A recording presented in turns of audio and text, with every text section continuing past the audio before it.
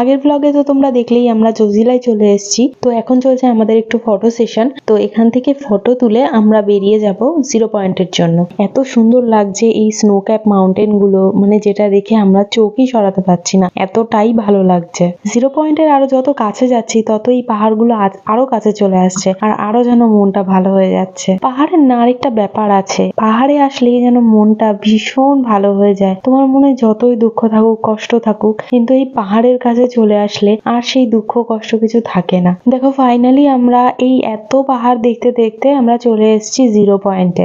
Zero point দেখতে কিছুটা এইরকম ছিল, পাহাড়ের গায়ে সাদা বরফ, আর সেই রকম ভাবে বরফ তো ছিল না, কারণ এই সময়টায় বরফ থাকে না। তো এখানে আমার বর এখন হাত দেখাচ্ছে, ও ভীষণ খুশি হয়েছে যে খুব বেশি বরফ ছিল না। কাশ্মীরে প্রচুর স্ক্যামার আছে, তো ওদের স্ক্যাম থেকে কিছুটা বেঁচে আমরা সামনের দিকে যাচ্ছি, একটু ফটো তুলবো আর একটু মানে জায়গাটাকে একটু ভালোভাবে অনুভব